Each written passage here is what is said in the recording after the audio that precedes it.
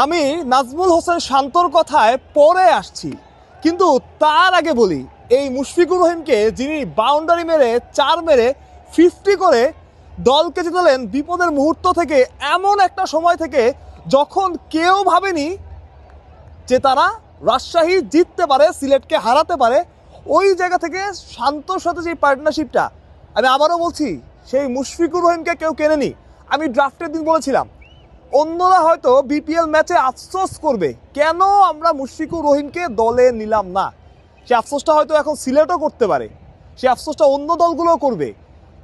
মুশফিকুর রহিমকে তারা কেন অবহেলা করলো? মুশফিকের সেলিব্রেশনটা দেখেছেন? এই সেলিব্রেশনটা অনেক কথার জবাব, অনেক অবহেলার জবাব। অবহেলা ইন এ সেন্স যে একজন ক্রিকেটার, সিনিয়র ক্রিকেটার, যিনি 35 লাখের একটা ক্যাটাগরিতে ছিলেন, তাকে কেউ কেনেনি, পরবর্তীতে তাকে বেস প্রাইসে রাজশাহী নিয়েছে এবং রাজশাহী সেই পুরস্কারটাই আসলে পেল।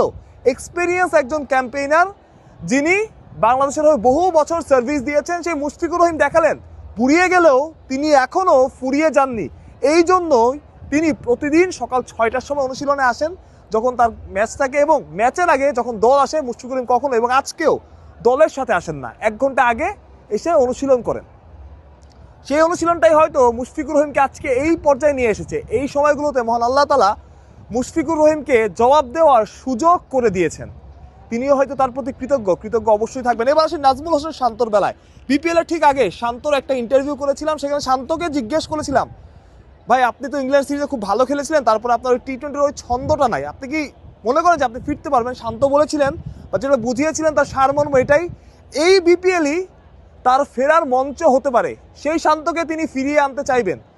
তার সেলিব্রেশন, সেই ট্রেডমার্ক সেলিব্রেশন নিয়েও জিজ্ঞেস করেছিলাম, শান্ত বলেছিলেন এটা ড্রেসিং রুমে থাকা তার সতীর্থদের জন্য। শান্তর আসলে এইরকমই, সবসময় সতীর্থদের কথা চিন্তা করেন, দলের কথা চিন্তা করেন, এবং এবার অবশ্যই রাজশাহী ওয়ারিয়র্সের কথা চিন্তা করেন। এবং দুর্দান্ত একটা জয়, বিপিএল শুরুতে যেমন একটা ম্যাচ প্রত্যাশা ছিল সবার, তেমনই একটা হাই স্কোরিং ম্যাচ হয়েছে এবং দর্শকদের জন্য পয়সা উসুল। যদিও হোম টিমের দর্শকরা হয়তো বা মন খারাপ করেছে, তবে শান্ত বিশ্বাস করেন একদম পুষিয়ে দিয়েছে এবং তার সেঞ্চুরিটা দুর্দান্ত, অসাধারণ। রাজশাহী ওয়ারিয়র্সের প্রথম, তাই বলছিলাম টুর্নামেন্ট শুরুর আগে, সবচাইতে গোছালো দল। সেটা কেন?